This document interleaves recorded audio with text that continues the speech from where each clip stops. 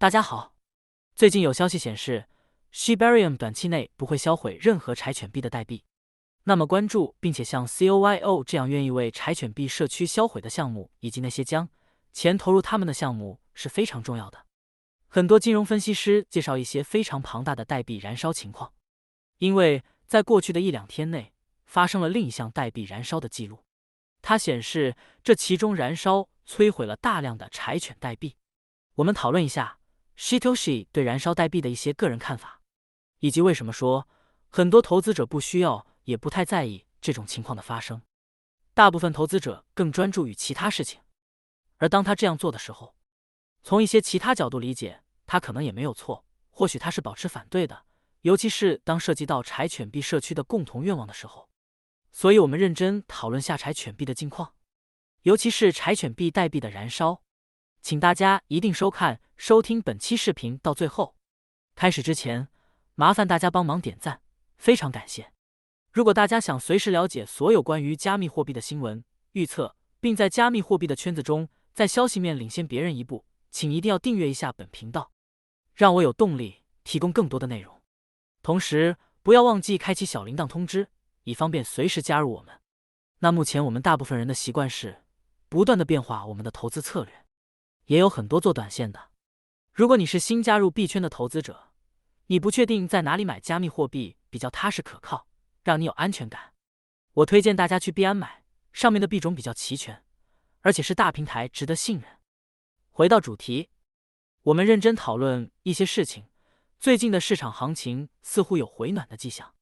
一方面，我们针对 Shitoshi 说我们要突出 Kyle 的燃烧；另一方面，我想顺带聊一下柴犬币的推特账号涉及 Shiba Inu Coin 生态系统和团队成员 Lucy 等等，这环绕很多问题和答案，也有一些网友很早就整理的问题点。事实上，突出燃烧柴犬代币的燃烧率是 KO 增加了非常大的比例。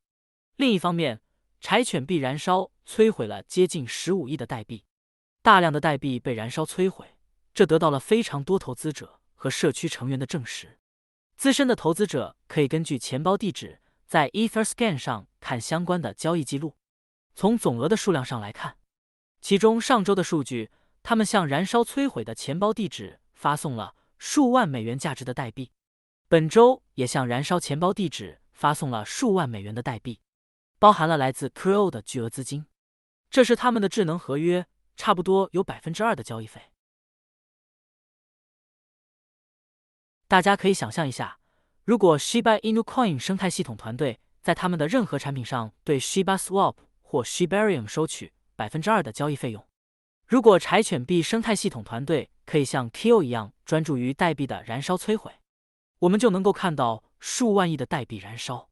最近达到了15亿的柴犬代币的燃烧量是非常可观和不可思议的。然后10亿到达万亿，这中间相差了数千倍。所以我们可以想象一下，这是一个非常浩大的工作任务。虽然很难，但是目标和结果是对每个人都有好处的。另一方面，这些燃烧代币的事件和进度也没有想象中的那样对很多投资者产生过多的影响和成为被关注的焦点。首先，从柴犬币生态系统团队创造的项目来看， Shitoshi 已经说过一些关于修复交易的事情。我个人认为它是固定的，这涉及到 1% 的回报和好处，这类似像银行的系统一样索取一些手续费或者好处费，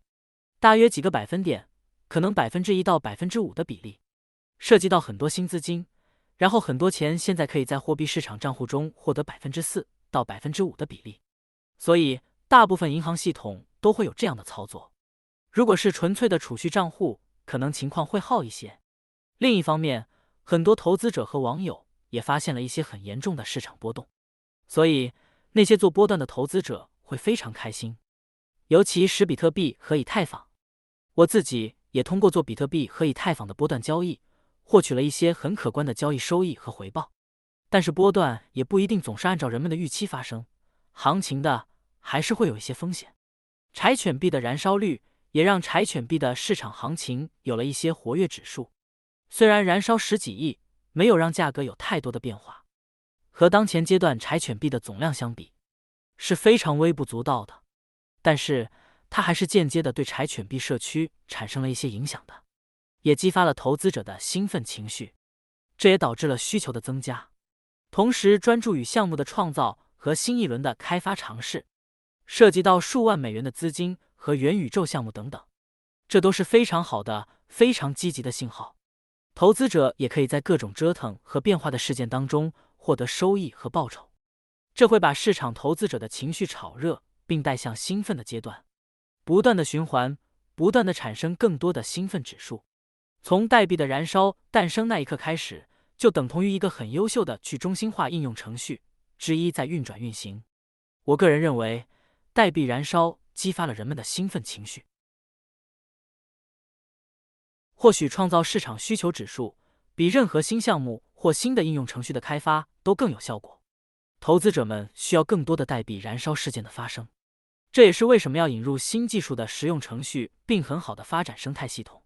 很多网友认为，如果人们需要某种可持续的生态系统和可持续的增长，那么确实需要一些用力和实用程序。柴犬币曾经在2021上涨非常夸张的比例，这不是一个项目导致的，也不是柴犬元宇宙，也不是 Shibarium 的任何东西，也不是柴犬生态系统团队做的任何事情导致的，而是单纯的兴奋情绪和夸张的收益导致的。有大量的兴奋的需求和害怕错过的情绪，这些推动了柴犬币达到数十亿美元的高点。基本上大部分都是炒作和营销，除了持有和购买，没有任何人控制柴犬币的未来。很多人都认为兴奋情绪是影响柴犬币价格的重要原因。另一方面， Lucy 会在未来几天做一个推特相关的内容，他目前只回答关于 Shivashi 的 Wally NFTs 和柴犬币 Eternity 游戏的问题。如果投资者有关于 Shibarium 的问题，为什么交易费用这么低，以及任何柴犬币真实的东西的，他是不会回答的。柴犬元宇宙的问题，他也不会回答。这确认令人匪夷所思，也是非常有趣的。不知道大家的看法是怎样的？希望可以在评论区看到大家高见。好了，